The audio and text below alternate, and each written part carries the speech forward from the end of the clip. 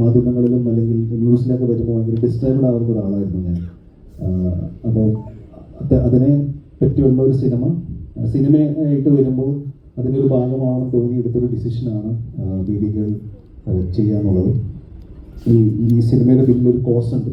അതൊക്കെ നമുക്ക് സിനിമ കണ്ടു കഴിയുമ്പോൾ മനസ്സിലാവും, അല്ലെങ്കിൽ ക്ലൈമാക്സ് കാണുമ്പോൾ നമുക്ക് മനസ്സിലാവും ഈ സിനിമ നമ്മളെല്ലാവരും പ്രേക്ഷകർക്ക് മുമ്പിൽ പ്രസൻറ്റ് ചെയ്യുന്നതിൻ്റെ റീസൺ എന്താണെന്നുള്ളത് ഇതിൻ്റെ എൻ്റെ ആകുമ്പോൾ നിങ്ങൾക്ക് മനസ്സിലാവുന്നതാണ്.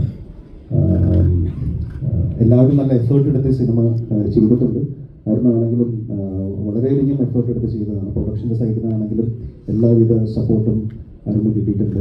അപ്പോൾ ഒരു നല്ല സിനിമ പ്രസൻറ്റ് ചെയ്യാൻ പറ്റും എന്നുള്ളൊരു പ്രതീക്ഷയിലാണ് ഞങ്ങൾ 23-ാം തീയതി വരുന്നത്. പക്ഷേ എല്ലാം പ്രേക്ഷകരാണ് തീരുമാനിക്കുന്നത്. പ്രേക്ഷകർക്ക് വീട്ടു വരികയാണ്.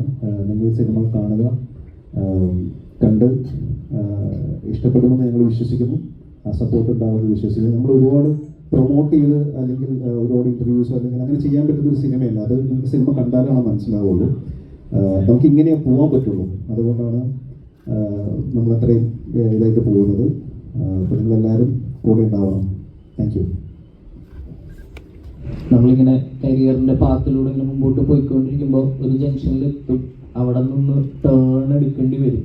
അപ്പോൾ നമ്മുടെ കൂടെയുള്ളവർ ഇഷ്ടമുള്ളവരൊക്കെ നമ്മുടെ കോമഡികളൊക്കെ എൻജോയ് ചെയ്യുന്നുണ്ട്. അത് മാറ്റിയിട്ട് വേറെയും നീ എന്താണ് ചെയ്യുന്നതെന്ന് കാണാൻ ആഗ്രഹമുണ്ടെന്ന് സംസാരിച്ചു തുടങ്ങിയ സമയത്താണ് എന്നിലേക്ക് ഈ കഥ എത്തുന്നത്. അപ്പോൾ ഭയങ്കര സന്തോഷത്തോടു കൂടി ഇമോഷണലി കണക്റ്റഡ് ആയിട്ടുമാണ് ഇതിൻ്റെ കഥ കേട്ടതും ചെയ്യാൻ തീരുമാനിച്ചതും പിന്നീടുള്ള എല്ലാ പ്രോസസ്സിലും ഇതിൻ്റെ കൂടെ നിന്നിട്ടുള്ളൂ. അപ്പം അങ്ങനൊരു ശ്രമമാണ് ഒരു ടേൺ എടുക്കാനുള്ള. അങ്ങോട്ടേക്ക് കയറി ഇനിയെല്ലാം 23-ാം തീയതി നിങ്ങൾ കണ്ടിട്ട് എങ്ങനെ ഉണ്ടെന്ന് പറയുന്നതനുസരിച്ചിട്ടിരിക്കും നമ്മളുടെയും ഡിസിഷൻ ട്രാവൽ കറക്റ്റ് ആയിരുന്നു എന്നറിയാം. ബെസ്റ്റ് പെർഫോമൻസ് തന്നെയാണ് എല്ലാവരുടെയും വന്നിരിക്കുന്നത്.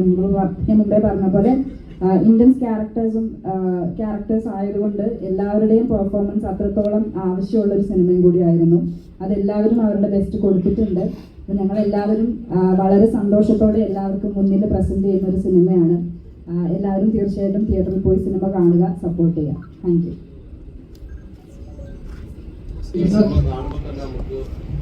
ഞാനൊക്കെ റിപ്പോർട്ടിങ് ചെയ്ത ഒരു സബ്ജക്റ്റ് പോലെ എനിക്ക് തോന്നുന്നു. തുടക്കത്തിൽ പറഞ്ഞല്ലോ ഈ വാർത്ത പോലും കാണാൻ ഭയപ്പെടുന്ന കാലഘട്ടത്തിൽ ഈ സിനിമ വരുന്നത് അത്ര ഒരു സബ്ജക്റ്റാണ്. 4 ദിവസം പ്രായമുള്ള ഒരു കുട്ടിയെയാണ് ഇതിന്റെ കയ്യിലേക്ക് ഏൽപ്പിക്കുക. അപ്പോൾ ഇത് കാണുമ്പോൾ ആ കുട്ടിയെ ഒന്ന് എടുത്തു പിടിച്ചുകൊണ്ടുള്ള ആ ഒരു അഭിനയം എങ്ങനെയായിരുന്നു വിവരിക്കാം?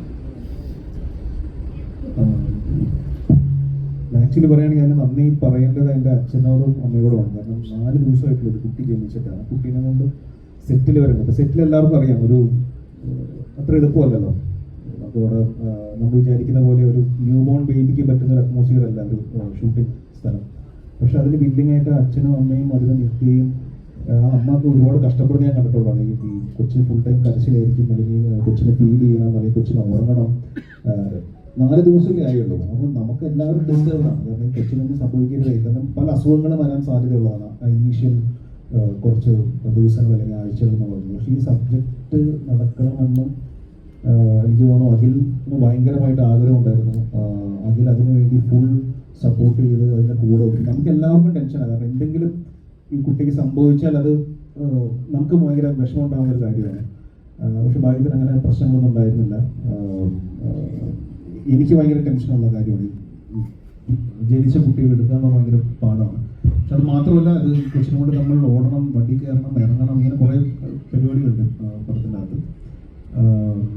പക്ഷെ വേറെ പ്രശ്നങ്ങളൊന്നും ഇല്ലാതെ നമുക്ക് ഷൂട്ടിംഗ് തീർക്കാൻ സാധിച്ചു. അപ്പോൾ അച്ഛനോടും ആ കുട്ടിയുടെ അച്ഛനോടും അമ്മയോടും നന്ദി പറയുന്നു. നമുക്ക് ആ സിനിമ കാണുമ്പോൾ മനസ്സിലാവും അങ്ങനെ എടുക്കാതൊരു തീരുമാനം ഭയങ്കര വലിയ തീരുമാനമാണ്. ഇപ്പം ഞാനാണെങ്കിലും ഞാൻ അങ്ങനെ തീരുമാനം എടുക്കുള്ളൂ. എനിക്ക് ഭയങ്കര പേടിയുള്ള ആളാണ്. പക്ഷെ അവരത് ഈ സിനിമയുടെയും ഈ സ്ക്രിപ്റ്റിൻ്റെയും ഈ സിനിമ നടക്കണമെന്ന ആഗ്രഹത്തോടു കൂടി ഇതിൻ്റെ കൂടെ നിന്നു എന്ന് പറയുന്നത്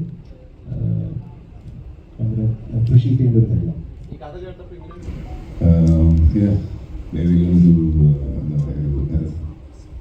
ഒരു റോ മൂവിയാണ്. അത് ഒരു എന്താ പറയുക, ന്യൂ കമർ എന്നുള്ള നിലയ്ക്ക് എനിക്ക് ഒരു വലിയ എക്സ്പീരിയൻസ് തന്നെയായിരുന്നു.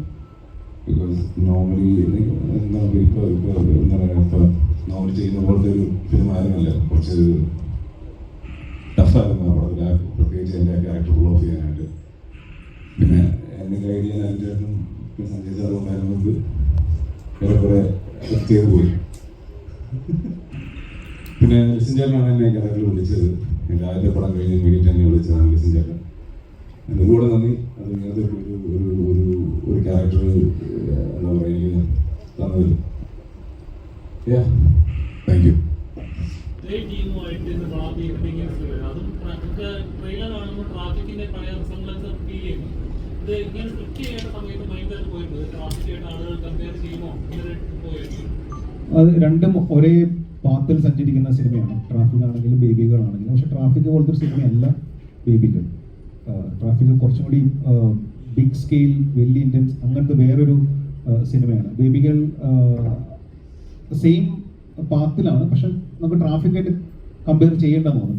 ബേബികൾ എന്ന് പറഞ്ഞൊരു സിനിമയായിട്ട് തന്നെ നിലനിർത്താം. പക്ഷെ ആ ഒരു മൂഡായിരിക്കും സിനിമ എന്നുള്ളതാണ് ഞാൻ വിശ്വസിക്കുന്നത്.